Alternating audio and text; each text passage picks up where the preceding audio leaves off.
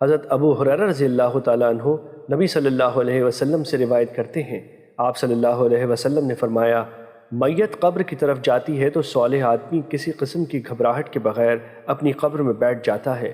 پھر کہا جاتا ہے، تم کس دین پر تھے؟ وہ کہے گا، اسلام پر۔ اس سے پوچھا جائے گا، یہ آدمی کون تھے؟ وہ کہے گا، اللہ کے رسول محمد صلی اللہ علیہ وسلم۔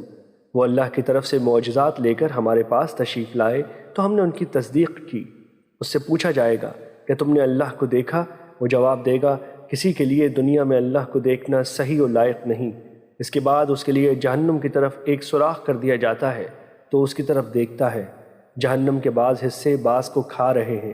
اسے کہا جاتا ہے، اسے دیکھو جس سے اللہ نے تمہیں بچا لیا۔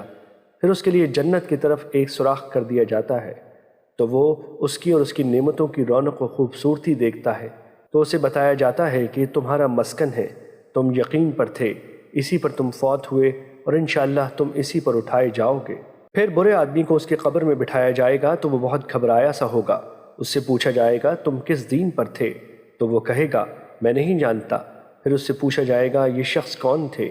وہ کہے گا، میں نے لوگوں کو ایک بات کرتے ہوئے سنا تو میں نے بھی ویسے ہی کہہ دیا۔ اس کے بعد اس کے لیے جنت کی طرف ایک سوراخ کر دیا جائے گا تو اس کی اور اس کی نعمتوں کی رونق و خوبصورتی دیکھے گا، تو اسے کہا جائے گا، اس کو دیکھو جسے اللہ نے تم سے دور کر دیا۔ پھر اس کے لیے جہنم کی طرف ایک سوراخ کر دیا جائے گا تو وہ اسے دیکھے گا کہ اس کا بعض حصہ بعض کو کھا رہا ہے۔ اسے کہا جائے گا، یہ تیرا ٹھکانہ ہے، تو شک پر تھا، اسی پر فوت ہوا اور انشاءاللہ اسی پر اٹھایا جائے گا۔ مشکوٰۃ المصابیح حدیث نمبر 139۔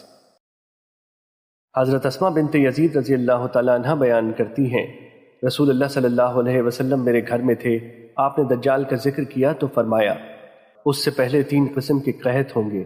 ایک قحط یہ ہوگا کہ اس میں آسمان تہائی بارش روک لے گا، زمین اپنی تہائی نباتات روک لے گی۔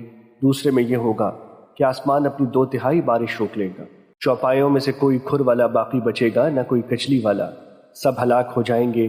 اس کا سب سے شدید فتنہ یہ ہوگا کہ وہ اعرابی کے پاس آئے گا تو کہے گا، مجھے بتاؤ اگر میں تمہارے اونٹ کو زندہ کر دوں تو کیا تجھے یقین نہیں آئے گا کہ میں تمہارا رب ہوں؟ وہ کہے گا، کیوں نہیں؟